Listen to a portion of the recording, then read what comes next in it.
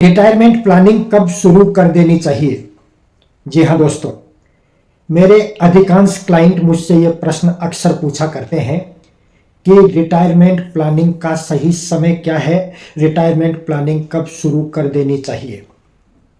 दोस्तों, जैसा कि आपको मालूम है, मैं फाइनेंशियल प्लानिंग से जुड़े हुए ये छोटे छोटे विषय, छोटी छोटी कहानियों और उदाहरण के माध्यम से आप लोगों के समक्ष प्रस्तुत करता रहता हूं, ताकि व्यक्ति को आसान भाषा में तरीके से समझ में आ जाए। तो ये एक अहम प्रश्न है कि रिटायरमेंट प्लानिंग कब शुरू करनी चाहिए। तो इसको भी मैं एक छोटी सी दो दोस्तों की कहानी के साथ आपको बताने का प्रयत्न करता हूं।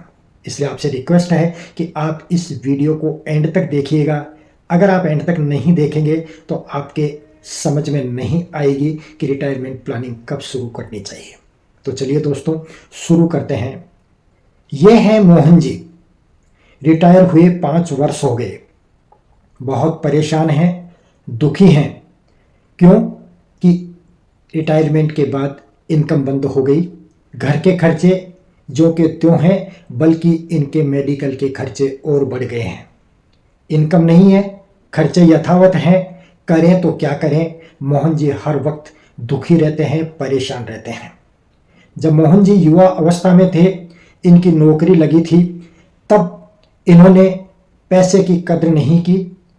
अपने रिटायरमेंट के बाद की ज़िंदगी के बारे में नहीं सोचा और जितना पैसा कमाया उसे अपने बच्चों की पढ़ाई लिखाई, अपने घर खर्च और अपने शौक मौज में पूरी तरह से खर्च कर दिया।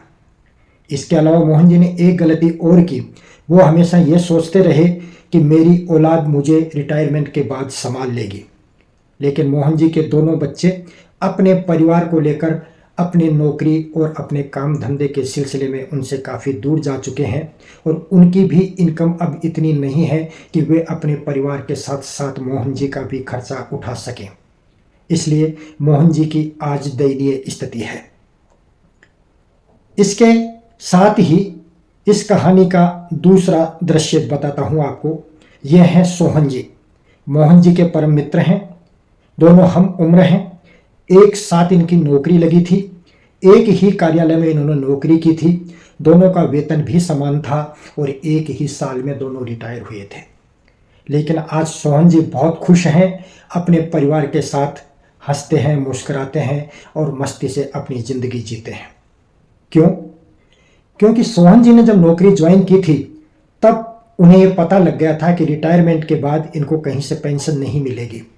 तो इन्होंने अपना रिटायरमेंट प्लानिंग करके हर महीने थोड़ा थोड़ा पैसा रिटायरमेंट फंड में इन्वेस्ट करना शुरू कर दिया था। आज उसी पैसे से इनको हर महीने अच्छी खासी पेंशन मिलती है, जिसको यूज करके ये अपने परिवार के साथ खुश रहते हैं, अपनी सारी इच्छाएं भी पूरी करते हैं और बहुत ही आरामदायक ज़िंदगी यापन कर रहे हैं। दोस्तों, इस कहानी से आपके समझ में आ गया होगा कि रिटायरमेंट प्लानिंग कब शुरू करनी चाहिए। दोनों हम उम्र थे, दोनों एक ही पद पे थे, दोनों एक ही कार्यालय में थे, दोनों का वेतन भी समान था, दोनों साथ ही रिटायर हुए थे। लेकिन जिंदगी में इतना बड़ा फर्क क्यों? वजह साफ है, सिर्फ सोच का फर्क।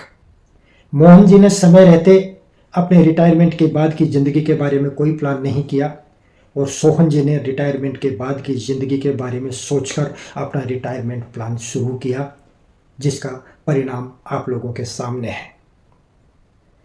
तो ये कहानी हमें ये बताती है कि जब आप कमाना शुरू करते हैं, आपको तभी अपने रिटायरमेंट प्लानिंग भी शुरू कर देनी चाहिए, ताकि रिटायरमेंट के बाद आपको किसी पर आश्रित नहीं होना पड़े।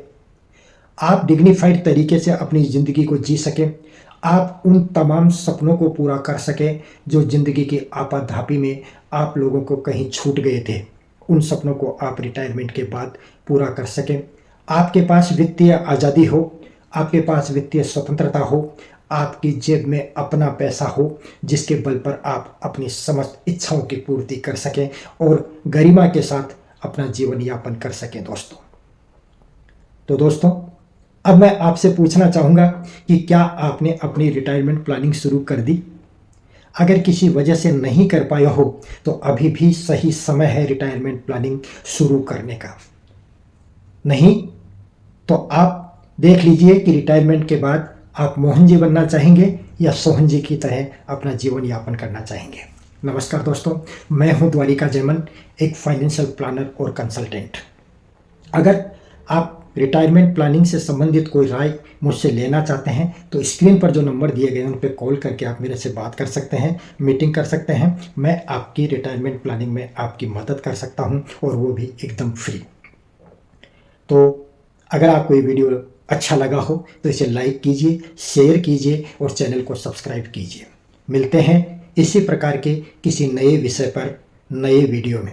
तब तक हंसते रहिए, मुस्कुराते रहिए, खुश रहिए और समझदारी के साथ इन्वेस्ट करते रहिए। आपका बहुत बहुत धन्यवाद। नमस्कार।